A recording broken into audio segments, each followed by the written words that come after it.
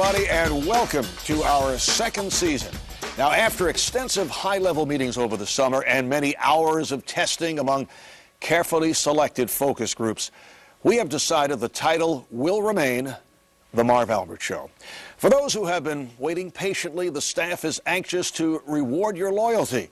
For those of you just finding us for the first time, here's a brief overview of what we like to do here.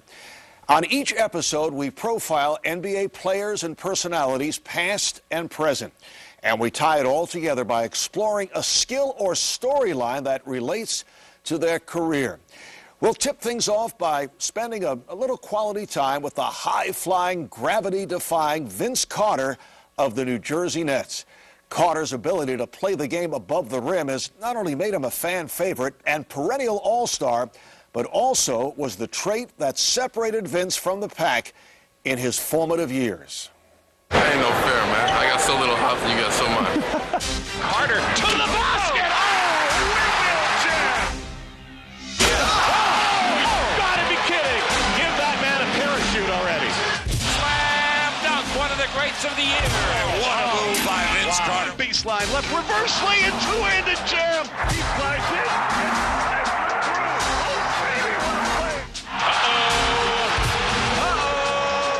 When did you know that there was something a bit different about your skills? That's a tough one. I've always played the game and just enjoyed playing and enjoyed winning and doing the best I could. And probably in high school, probably my sophomore, junior year, was in one of the five-star camps and got most promising prospect. I think that's when the confidence was there and started getting recruited by a couple of schools, and Dean Smith and Coach K was coming to see me play, and that's when I felt that I had a shot. The rest is history. You were actually a drum major in high school.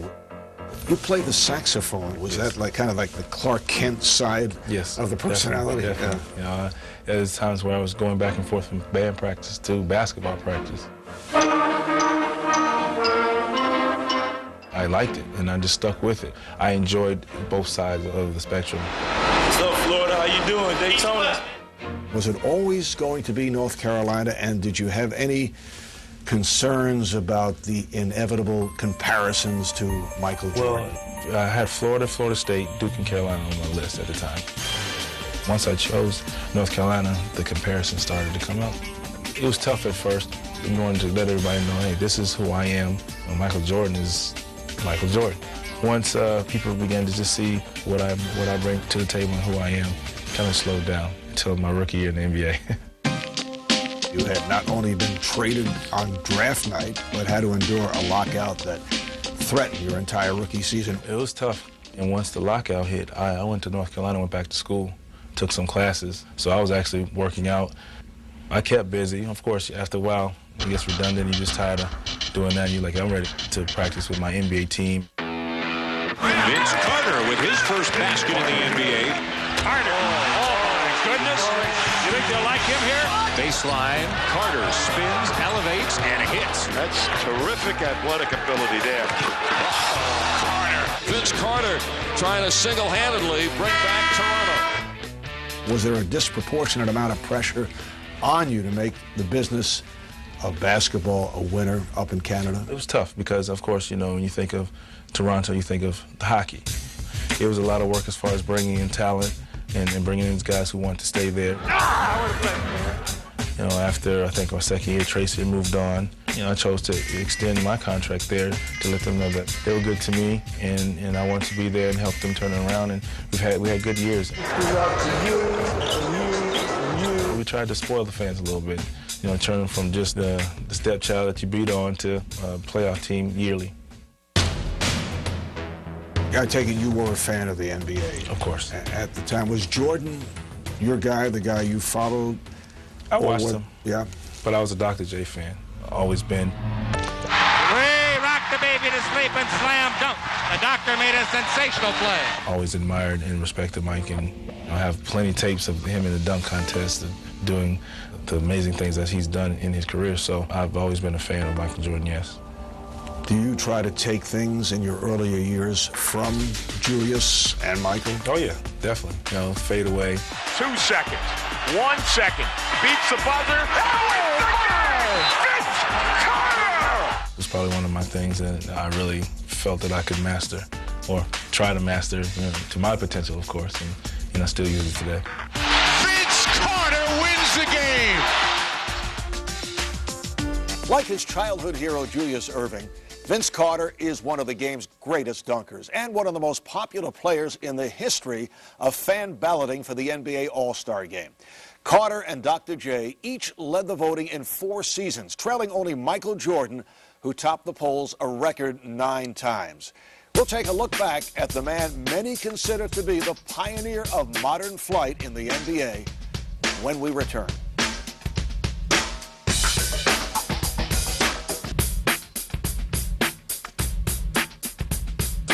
Because Julius Erving spent his first 5 seasons in the ABA, his name is nowhere to be found on the top 10 list of scorers in NBA history.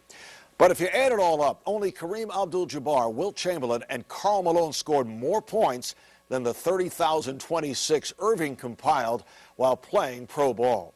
However, it was never just the numbers that made Julius a legend, but how he racked them up. Known simply as Dr. J, no one ever played with more style, grace, and sheer athleticism. Others may have dunked before the doctor, but Julius is still seen as the player most responsible for taking the game above the rim. In 1971, Julius Erving left the University of Massachusetts and signed on with the Virginia Squires of the ABA. He gave the new league a new identity and a dynamic young superstar. And there is Julius Erving. Look at that move behind the back. Oh! It wasn't Julius Erving, it was Dr. J, which meant when he got on the floor, on the court, he operated on guys. Right down the lane, all the way, layup good! It probably was getting a glimpse of the game in the 90s, in the 70s. So, my game was probably a little bit ahead of its time. He was, in the ABA, the symbol of the league. Driving to the lane, up into the air, the shot looks good, it is!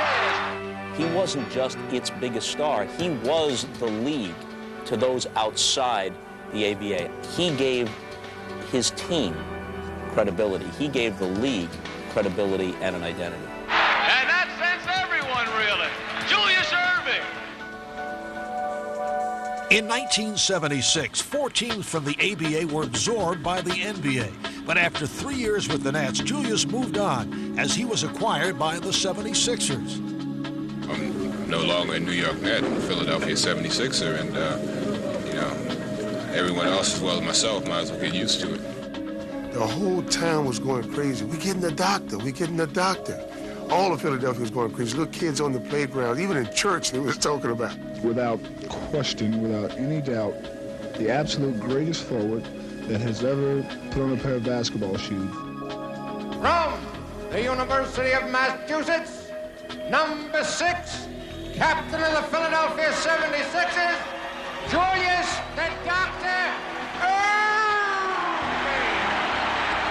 And Julius electrified NBA fans with his aerial artistry and thunderous slam dunks. Crowds throughout the league were simply amazed watching a style they had never seen before. I think taking the ball to the hoop and dunking the basketball, particularly against bigger opponents, was an expression of sorts. Look out. But the dunks were just part of his overall brilliance. In Erving's first year with the Sixers, he led them to the NBA Finals. But it took 3 more trips to the championship round before Philadelphia won the title in 1983. Along the way, Julius became an ambassador for the game, widely admired for his class and dignity. Julius not only had the great skills, but he had a great aura of being a gentleman, of being a diplomat, of being almost a saint. He had personality, and he had the kind of personality that would catch your eye. I kind of learned the small things from Julius, and, they wind up being big parts of my life, keeping my humility and always thinking about somebody else. So I feel good to know the doctor. When Julius Erving took off from the free throw line, he set a standard that all other dunks that followed are still compared to today. Coming up next, Vince Carter will share some of his own in-flight experiences and reflect on a performance in 2000 that made him a slam dunk champion. Though sportscasters can travel hundreds of thousands of miles in the sky every year, it should be noted that I always enlist the services of licensed aviators to get me from one locale to another. Vince Carter has no such limitations on the basketball court, flying solo at all times. And he's been one of the game's most exciting players from the first time that he stepped on an NBA court. Now, you were Rookie of the Year in '99. Then in 2000, you're elected to your first NBA All-Star game and absolutely electrified the crowd in the slam dunk contest. Where do you think that performance in that contest ranks in the history of the event? In the history? Oh, it's hard for me to rank it, but I know it was a dream come true, first and foremost, to actually be in that situation, to be in the slam dunk contest, to go out there and show the world what I can do. And here is Vince Carter with his first stop. Let's go home. Let's go home, ladies and gentlemen. Let's go home. This building just exploded. As one who did the announcing on that for TNT, I remember the look on your face at one point that it's all over. Yeah, I was starting to feel good, especially after my first dunk. I tried that dunk actually before, and I didn't feel comfortable. The reverse 360 was my first one, and I didn't really feel comfortable with it when I tried it. And I planned on doing something else, and once they called my name and it was my turn to go, I said, why not? I'm going to try it. That is a reverse 360 going against the grain. That is unbelievable. Once I made that one, I was feeling good. I was like, yeah. Somebody beats me tonight, they're just a better man. All right, and here is the second dunk of the night.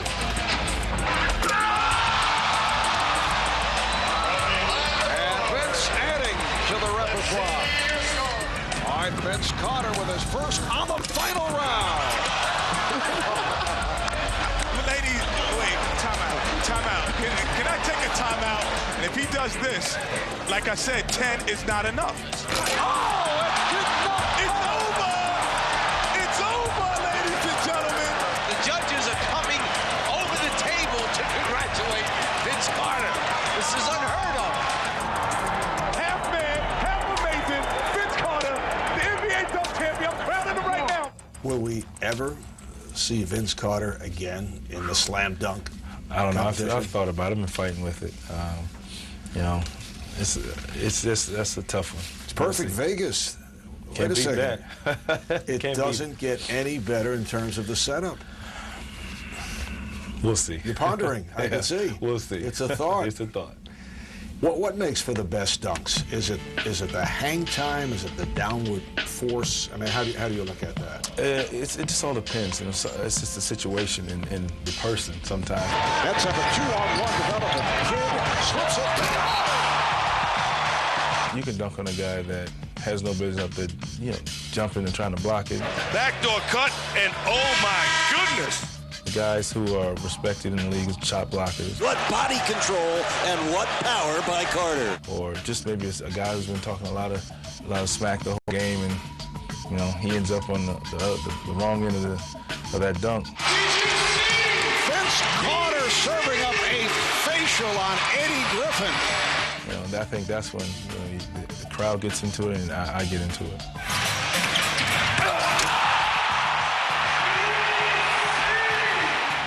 Now, one of the most storied dunks of all time. It's been called La Dunk de la Mort by the French media. Take us through that. You are soaring toward a guy by the name of Frederick Weiss, who happened to be a draft pick of the Knicks, did not play in the NBA, and you're about to unleash what has been labeled the dunk of death. What was going through your mind? I see Frederick standing there, but I don't really pay attention to him because I'm trying to just get to the basket because everybody's going down the court trying to change direction back, so I figure if I can attack before everybody gets back, I have a shot. And the rest, I don't remember. I just remember jumping up. I remember touching him. And then the next thing I remember dunking the ball. But I never actually realized I jumped over him. But did you realize at the time that this dunk would live on, would get that much attention? I guess when you think about it, I'm 6'6" and he's 7'2" or so. Hey, it's pretty special. Consider it a public service from yours truly if, in fact, Vince Carter does decide Las Vegas is the venue to reemerge and challenge for the slam dunk crown. When we reemerge on the other side of this break, Vince shares his thoughts on his final days in Toronto and what he hopes the future holds in store for the Nets.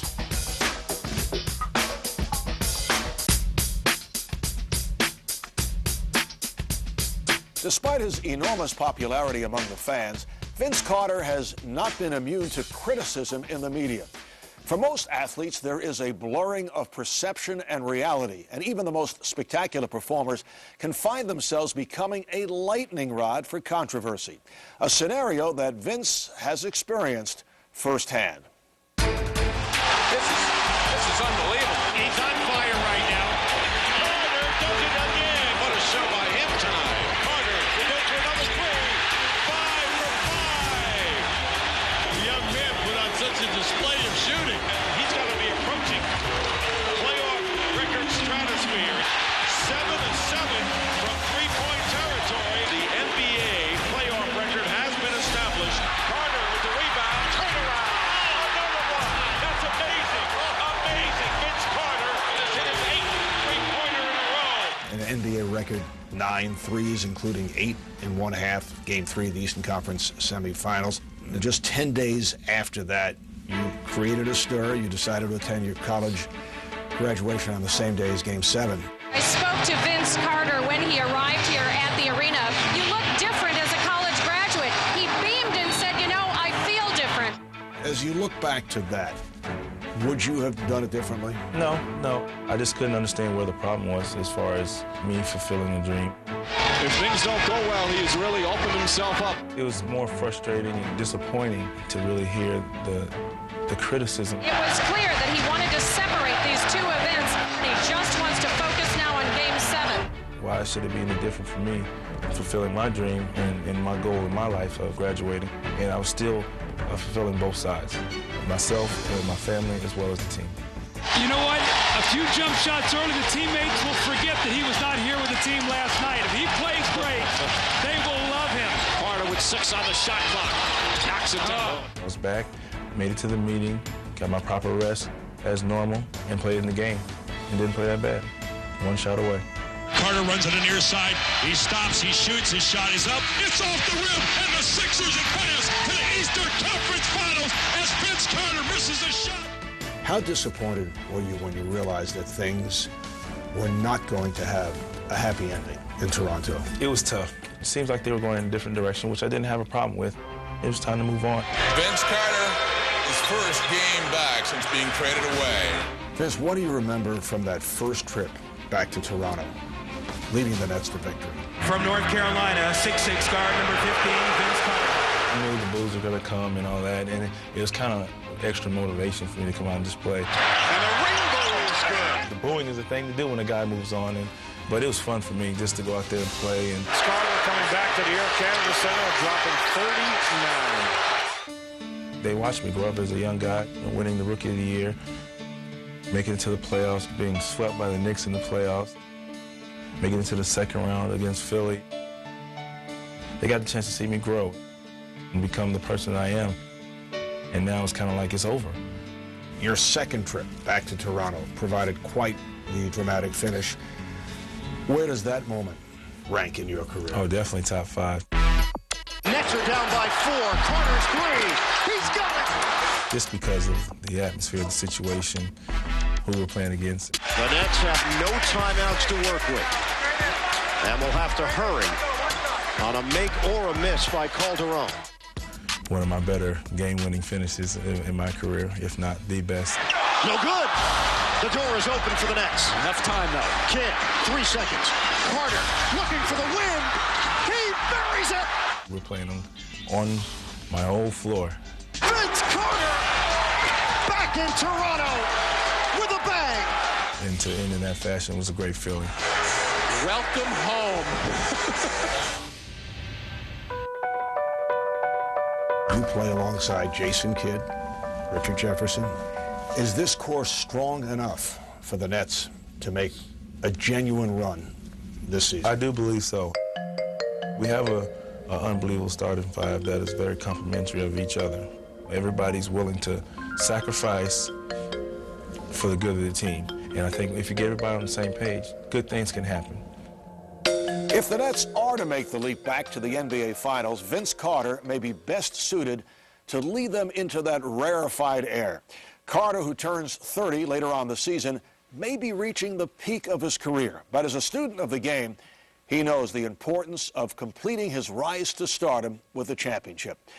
We'd love to continue, but our extremely annoying director is waving frantically that it's time to call it a day. But before we go, here's a taste of what we have in store for you next time, when I'll be joined by former Indiana Pacers great Reggie Miller.